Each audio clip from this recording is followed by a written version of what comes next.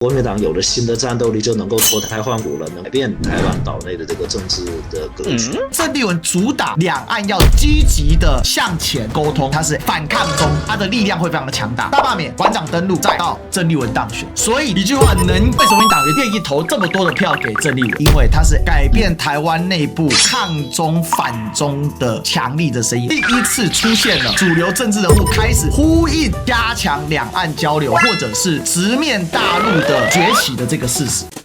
Ladies and gentlemen, welcome the host. 各位线上观众朋友，大家好！不管是 B 站的，或者是在历史哥频道 YouTube 的好朋友，这里是历史哥黎修，在台北连线正在北京的杨生，两岸的包括全世界的观众朋友们打个招呼啊！我是杨生，现在在北京。一休这一段时间在台北有没有忙一些？最近关注就是国民党选举，郑丽文当选这件事情是大家很高度关注的，尤其大陆这边的朋友如果有关注台湾时政的话，大概也会把这个作为一个重要的政治事件。过去国民党主席选举没有太多人注意了，这次算是有史以来最激烈的一场，这一场选举太激烈了，主要是各方都认识，大家本来是战友，但突然变成对手，我是不太习惯了，因为我们已经长期高强度的连结所有非绿的力量来对抗赖清德，对抗民进党当局，这个本来就是在这过程中很有革命情感，所以这次的候选人里面有几位我是都比较熟识的，那或者是至少都见过面，像是郑丽文，当然丽文姐我是非常非常熟悉，另外罗智强这次立法委员我也跟他很熟悉，他现在是国民党团的书记长，相当于二把手，还有就是跟这个张亚中老师过去也是常常在访，所以都很熟悉。那这次另外认识是这个卓博源县长，就是他以前是我们台湾的彰化县的县长，他也是第二次参选。那因为他的政界牵涉到联合国，所以现在大家都叫他卓秘书长。他说要把联合国总部搬到台湾，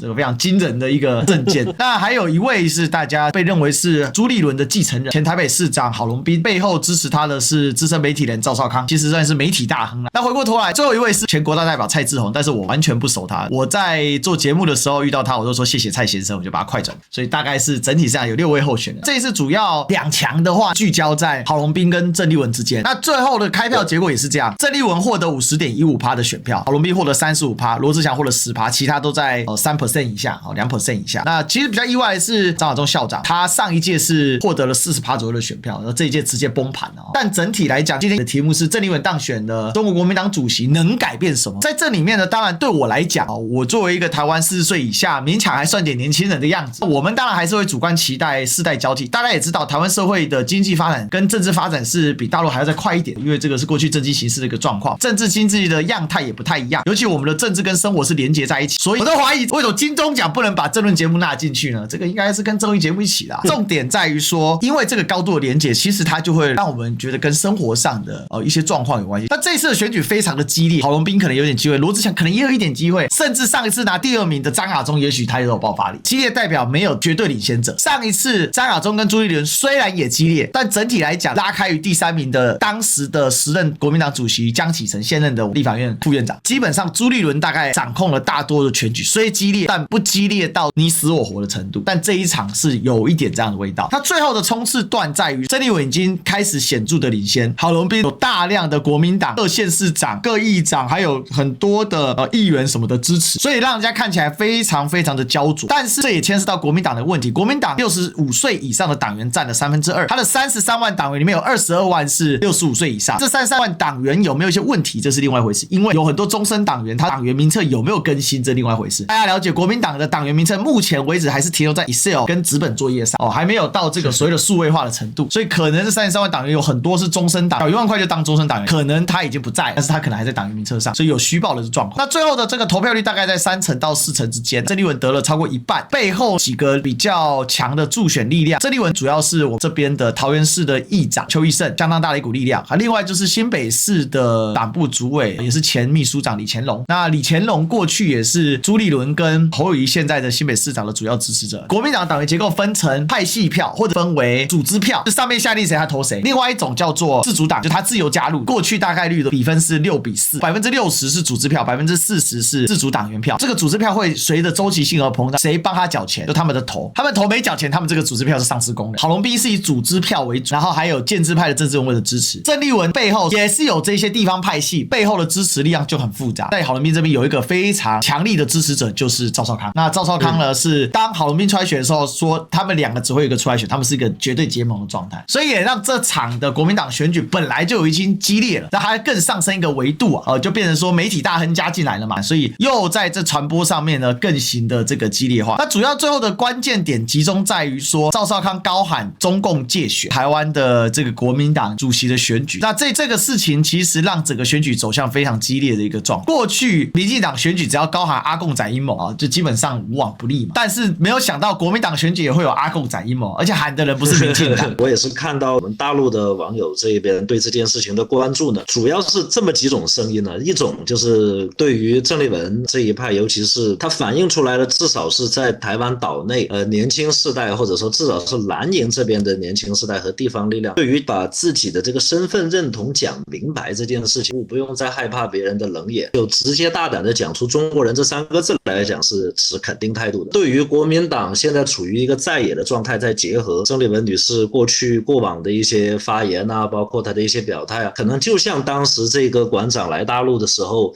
一样，就他第一次过来啊，很多大陆群众对于他还是会有一种不信任感，或者说对整个国民党是存在一种不信任感认为这个只是国民党自己内部的世代的更迭。对于两岸关系，一休你站在台湾看的话，你觉得国民党换了一个新主席，出现世代更替，是不是就意味着国民党有了新的战斗力，就能够脱胎换骨了，能够改变台湾岛内的这个政治的格局？一句话，能也不能，但有它的历史转折的意义。郑丽文的当选，它是一个对于抗中牌的，或者是说反抗中这样的一个表述的一个纵轴线。在2025年连续3个事件，第一个事件大罢免大失败，民进党的主打就是中共介入，我们的立法院现在是人大代表，说国民党团现在是中共派驻在台湾的这个代表，馆长首次登陆，这个事件也非常重要。我认为都是所谓的反抗中。第3个就是郑丽文，为什么？因为郑丽文主打两岸要积极的向前来沟通，尽管他过去的表述不是这样，他是因为这次选举还有他近年来稍微有他的一些调整跟修正，但是不管怎么样，他最终被聚焦的，为什么他完全取代了张亚中的票，很大的原因就是因为他是反抗中3个纵轴线，而且都引起台湾巨大的关注。馆长去大陆的时候那简直是发疯了嘛，他自己的频道就40几万人在看了嘛，在 YouTube 来说是很恐怖的数字啊，而且多数是台湾人。大罢免，馆长登陆，在郑丽文当选，都是有这样的轴线，而你会发现对手的攻击都是中共的势力在背后支持。以国民党内部的选举来看，上一次发生这种逆转，而且是突破既有格局框架，是徐巧芯。徐巧芯是在党员票跟民调上面双胜，所以就是既有结构的党员票你也赢了，整体民调你也胜。郑丽文一样，他是直接在党员票里面被认为是非常固化的。大家知道，一个人意识形态到了30岁之后，大概很难根本性的改变。可是为什么65岁占2/3的国民党员却愿意投这么多的票给郑丽文？所以这里面从国民党自身的脉络来看，它是一个格局的调转，也就是过去自上而下指定接班的这种建制派的力量，这一次被彻底的打垮。因为这个力量从洪秀柱到上一次张亚中跟朱立伦第2次当党主席选举，到这次的郑丽文，它是有个脉络线。你国民党内的建制派从马英九到朱立伦第1次当党主席，朱立伦 1.0 到吴敦义，再到朱立伦 2.0， 再到郝龙斌，它有一条脉络线，所以是建制与非建制之争，而由下而上，这是打破过去国民党的基础，而且它背后又有一个所谓相对面对大陆的这样的声音跟力量，而且这也是他在论述中很重要的哦。即便他当选了，最近两岸问题一直是民进党攻击他的焦点，这个是从2014年太阳花运动以来，到了今年第11年，出现了一个反转。台湾的主流政治的结构里面，第1次出现了不仅是抗中力量的失败，更是主流政治人物开始呼应加强两岸交流，或者是直面大陆的崛起的这个事实。目前台湾已经发生的一些改变，我们要不要强行把它搬回来？从根上来讲，从教育来讲是要变的。但是呢，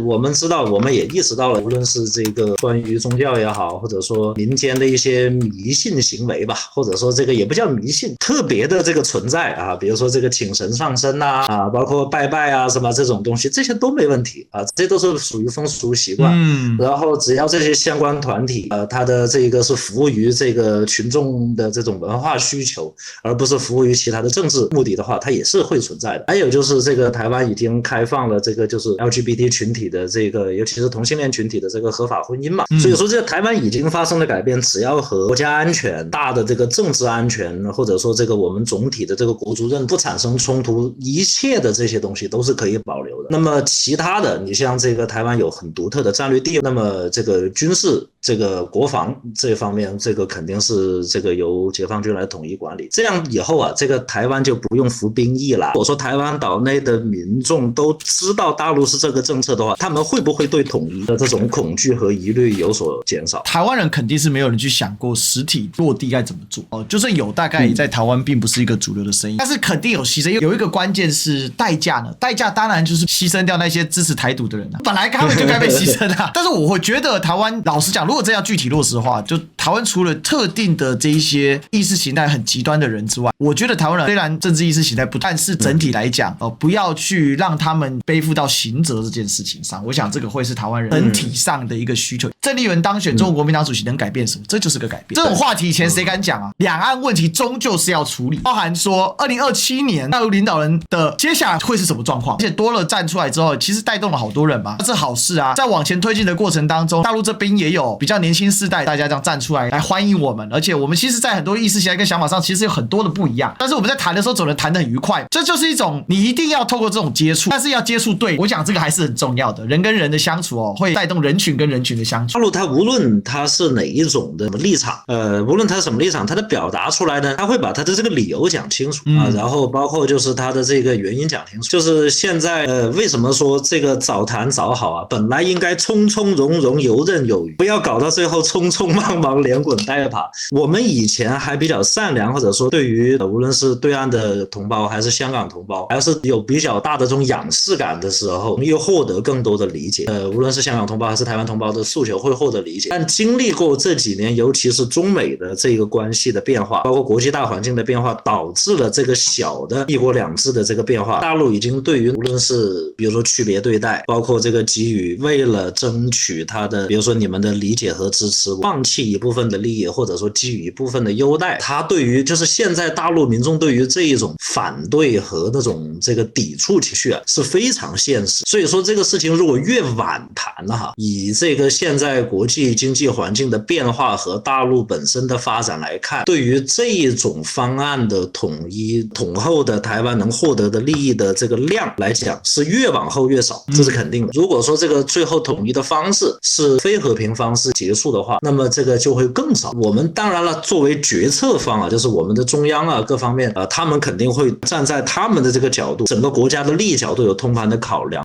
政策的制定啊，但是民间的这个声音呢肯定是不能忽视的，因为它客观上是会形成对于政策的塑造效应的。台湾岛内的民众，尤其像一休这样子愿意来跟我们这个交流，包括有一定的认知水平能听得懂我们的话，所以说我愿意多讲两句，就是现在我们的这个民意基础现在就是确实是从从容容游刃有余是不可能的了，但是我们怎么避免匆匆忙忙连滚带爬，我觉得这个是我们作为台湾的朋友是吧，这个也是一休的朋友，我也希望能够促成的一件事情。我相信岛内的选民也应该是会接受的吧，我相信这个它是有共同点，但是你能感觉出来啊，对于大政方针的这个要抓在手里的话，我们来把关这一点，在我们14亿人这一边，它是一个不能动摇的一个事情。哪怕在香港，我们的中联办原来的角色是相对比较超脱的，那现在也要扮演更直接的一些角色。但是整体来讲，我还是希望说，我们有我们的角度跟角色可以来做，然后慢慢的就是提升彼此的认知。就大陆了解台湾的认知，台湾了解大陆的认知之后，其实很多事情它就会慢慢的朝两边共同的愿望去走。14亿人跟2300万人，这个人口数那么不对等，但是台湾的意见会受到更多的重视。就比例来说，就是我觉得转折点就是在赖清德。你如果不是他的当选，他没有一个叫做否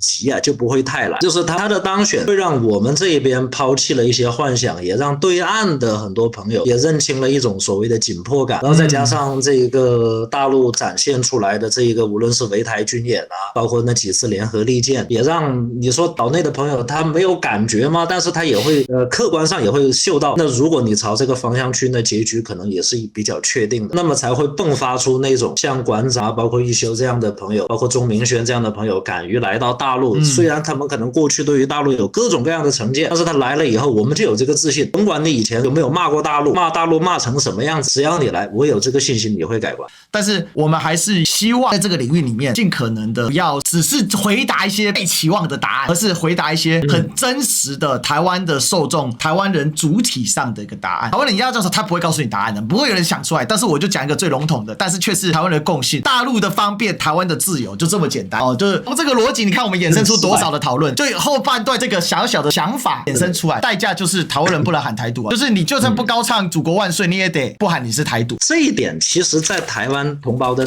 内心深处，目前看似难接受，但实际上改变起来并不难。因为我们可以看一下台湾的政治人物，他们的变化，从绿的变成蓝的，从蓝的变成绿的，从绿的再变成白的，很容易，这个没有那么难接受。他们都是一样，都是老百姓，你只要兑现了承诺，或者说你给他们交付了他们期待的改变。好，谢谢杨森，那我们就期待下次连线。好，谢谢一休，好，拜拜，谢谢大家，期待下次连线，拜拜。